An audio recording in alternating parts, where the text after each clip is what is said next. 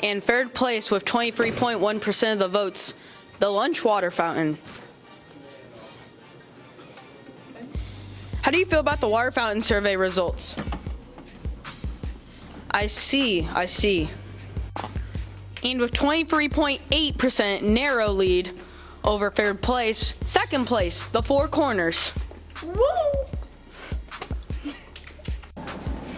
How do you feel about the water fountain results?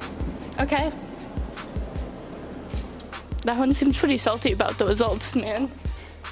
And in the landslide, this 100 hall got chosen for first place. How do you feel about your results as the winner? I don't know why you won. You suck. You really do. You're always Honestly, you're so just... Get away from us. You're bad, water fountain.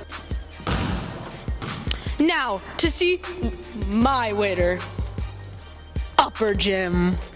This one should have been the winner. It's pretty obvious. I mean, look at it in all of its glory. With all the gum, chewed up gun in it. Gum. It's the best. Yeah.